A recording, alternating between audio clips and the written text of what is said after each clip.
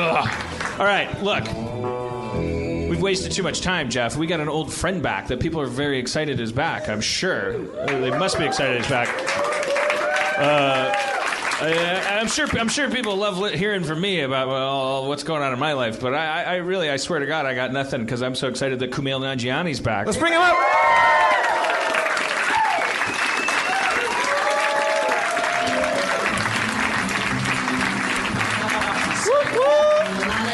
Hello. Everything that's wonderful is what I feel. Ooh, man, that sounds like what my heart's doing right now. Me too.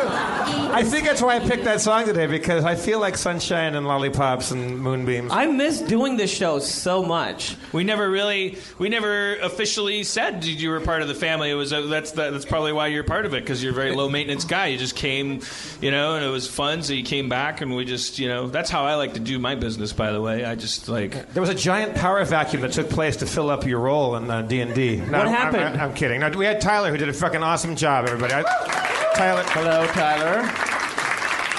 Yeah, I was working. This is the show is leaking. There's just hissing in the background. There's like a person deflating slowly. Aww. Spencer was a balloon the entire time. Yeah, you didn't That's think even more impressive. You didn't think a human was that unflappable? Yeah, exactly. He took everything in stride because he was filled with helium. I was in Europe for a couple weeks. Was that just for fun? Because it was just for fun. I went to your Instagram photos of Paris and Rome and Florence were outstanding, man. My wife and I hadn't taken a vacation in years, and it was sort of getting to me. My temper was getting short, and I just really, really needed to go. I'd never been there, and it was amazing. You gave me a lot of great tips. Yeah, Kumail emailed me and said, "Hey, I'm going to be in Paris tomorrow. You seem well traveled. Can you give me some tips?" And I don't have any Paris tips, but I will forward this to Greg Proops. Greg Proops sent you an email really long, and it's it should be published. It's a poem. It really should go online. Maybe I'll put it on the forum with Greg's approval. It was yeah.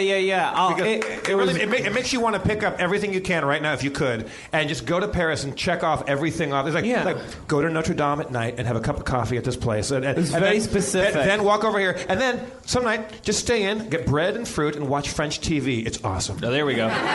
It was a poem, and it was all lowercase, no punctuation, just beauty. It was wonderful. It's a great, well-rounded history. There's secret stuff. There's check this out because you have to see this. But it made me want to go do it. It was wonderful. Yeah. And then if you ask me what about Florence? I go, there's a sandwich place I like. But that's kind of. Hey, it was a great sandwich place. I almost cried from the sandwich.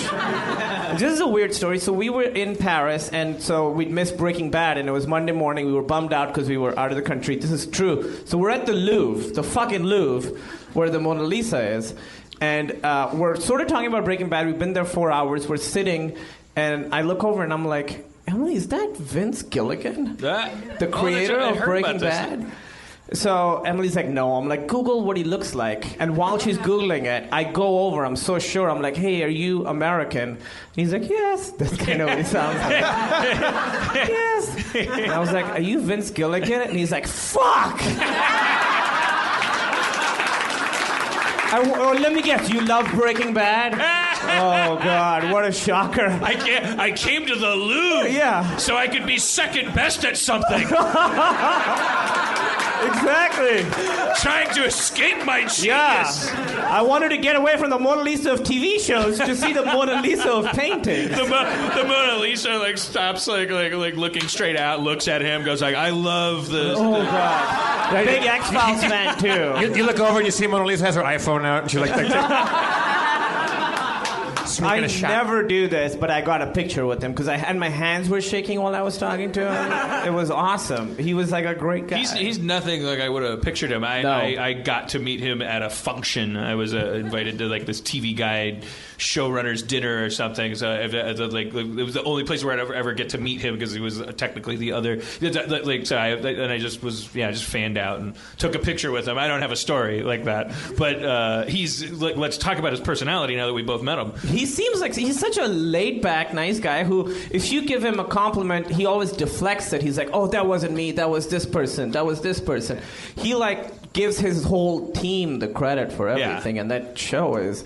You know what's interesting? Because he's an old pro. I mean, he came up through the trenches and, like, was, like... He was a big X-Files guy. Yeah. Knocking it out of the park on the X-Files and patiently waited for his turn at bat and is pioneering the golden age of TV. Yeah, and I still always anticipate when you really admire when I really admire somebody, I always still picture a giant fat mountain of a person with a huge beard with squirrels in it. It always blows my mind when these people are like clean cut and articulate and kind of very smiley. polite and well spoken. He was great.